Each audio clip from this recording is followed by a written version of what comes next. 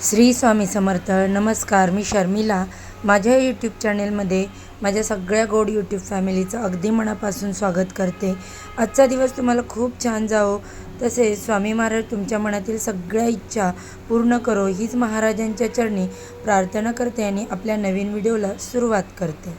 14 जानेवारी वार बुधवार आणि या दिवशी आलेली आहे मकर संक्रांत.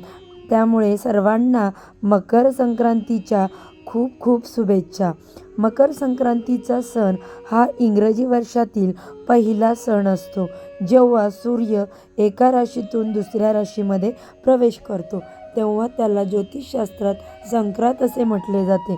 ज्योतिषशास्त्रानुसार असे सांगितले जाते की मकर संक्रांतीपासून चांगल्या दिवसाची सुरुवात होते आणि वाईट दिवस हे दूर होतात, कारण सूर्य या दिवसांमध्ये दक्षिण ते गोलार्धात उत्तर फिरत असतो आणि यामुळे देवतांच्या दिवसांची सुरुवात होत असते.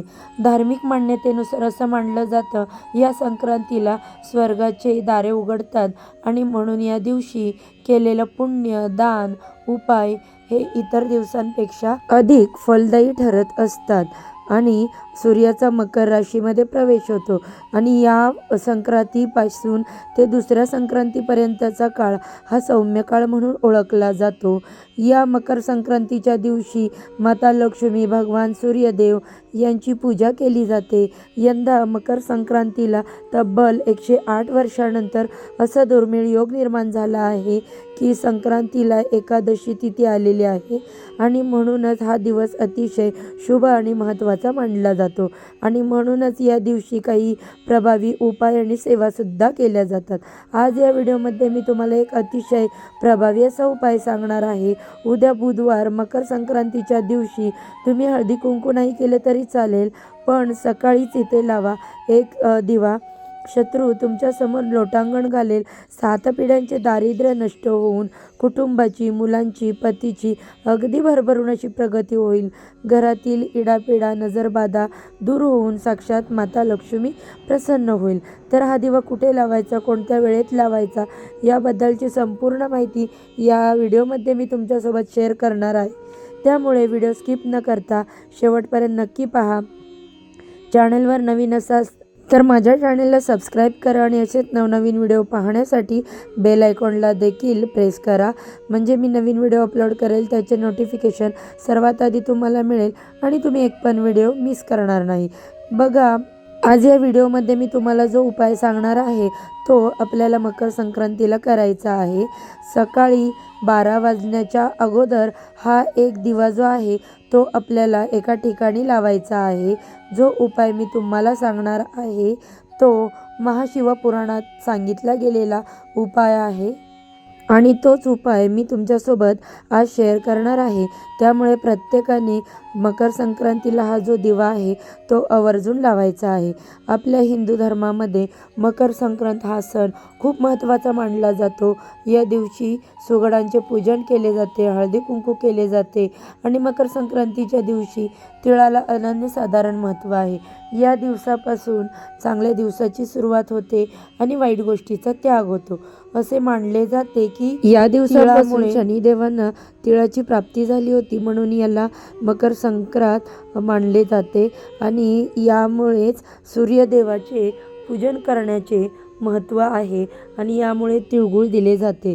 तसेच सूर्यदेवांना आणि शनिदेवांच्या पूजेला विशेष महत्त्व दिले जाते, त्यामुळे ते प्रसन्न होतात, कारण तीळ हे या दोघांची आवडती गोष्ट आहे.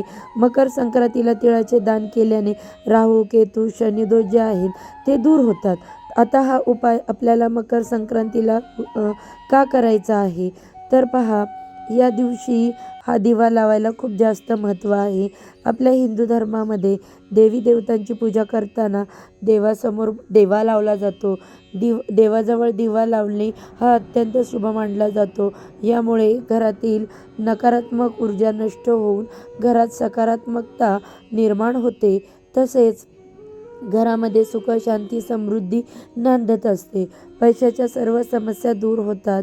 एखादं अडलेलं काम असेल तर ते देखील पूर्ण होतं. उद्याचा जो दिवस असणार आहे तो खूप महत्त्वाचा असणार आहे. आपल्या जीवनातील सर्व वाईट कर्म, भोग, दुःख, संकट, अडचणी, दारिद्र्य दूर करण्यासाठी आपल्याला हा उपाय जो आहे तो करायचा आहे.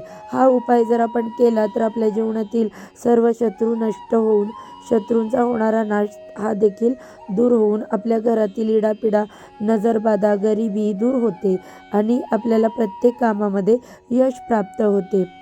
आपल्या जीवनातील सर्व समस्या दूर होतात. हा उपाय करण्यासाठी तुम्हाला उद्या मकर संक्रांतीच्या दिवशी सकाळी लवकर उठायचं. यानंतर स्वच्छ स्नान करायचं.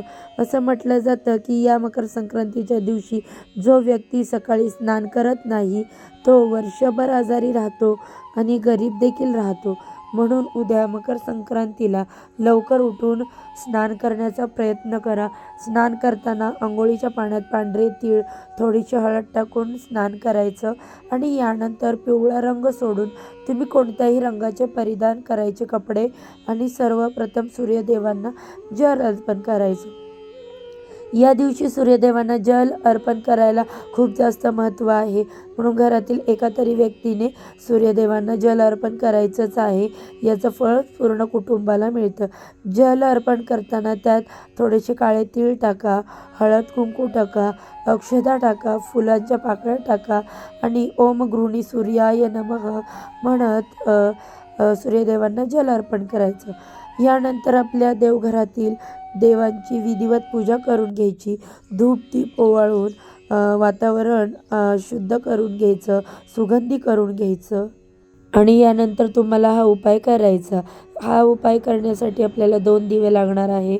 तर तुम्हाला काय करायचं, 2 मातीच्या पणत्या घ्यायच्या किंवा मग तुमच्यामध्ये इतर धातूचे कोणतेही दिवे असतील तरी ते तुम्ही घेऊ शकता. तुमच्याकडे एक दिवा मातीचा असेल आणि एक दिवा धातूचा असेल किंवा मग कणकीचे दिवे केले तरी चालेल. यानंतर काय करायचं, 2 प्लेट घ्यायच्या. 2 प्लेटमध्ये आपल्याला हळद कुंकू तूप मिक्स करून स्वस्तिक काढायचं आहे. स्वस्तिकवर तांदूळ ठेवायचे आणि त्या तांदळावरती आपल्याला हे दिवे ठेवायचे आहेत.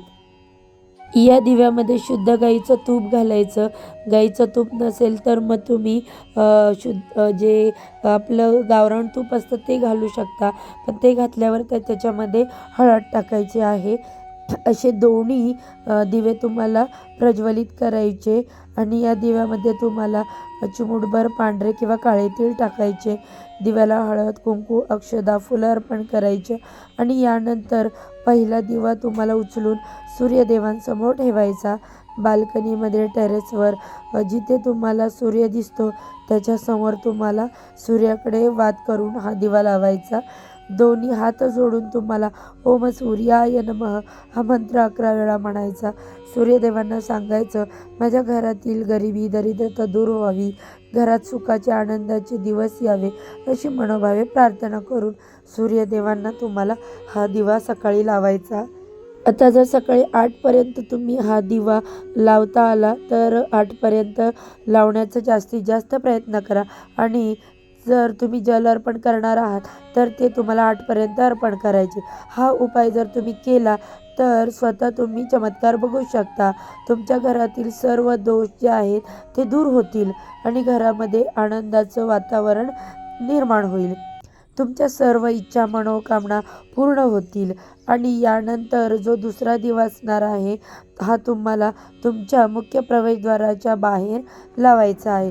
जेव्हा तुम्ही बाहेरून घरामध्ये प्रवेश करता जी तुमची उजवी साईड असणार आहे त्या साईडला तुम्हाला हा दिवा ठेवायचा. यानंतर तुम्हाला तुमच्या देवघरासमोर येऊन श्री सुक्तमचं पठण करायचं, त्याची फलश्रुती पठण करायची आणि दोन्ही हात जोडून माता लक्ष्मीला मनोभावे प्रार्थना करायची. तुमच्या घरातील जी काही दरिद्रता आहे, इडापिडा आहे ती निघून जावी. घरामध्ये सुख शांती समृद्धी ऐश्वर हे कायम टिकून राहावे अशी मनोभावे तुम्हाला प्रार्थना लक्ष्मीला करायची आहे. त्याचबरोबर तुम्हाला या मकर संक्रांतीच्या दिवशी तुमच्या देवघरामध्ये जो नेहमी दिवा लावतो त्या दिव्यामध्ये तुम्हाला तिळाचं तेल घालायचं. या दिवशी तिळाच्या तेलाला खूप महत्त्व असतं. तिळाचं तेल नसेल तर तुम्ही त्या दिव्यामध्ये पांढरे तीळ थोडेसे टाकायचे आहेत। या दिवशी देवघरामध्ये तीळ टाकून दिवा लावल्याने आपल्या घराकडे लक्ष्मी आकर्षित होते आणि म्हणूनच तुम्हाला अशा पद्धतीने हे दिवे आपल्या घरामध्ये मकर संक्रांतीला नक्की लावायचे। तर ही अत्यंत महत्त्वपूर्ण माहिती मला तुमच्यापर्यंत पोहोचवायची होती।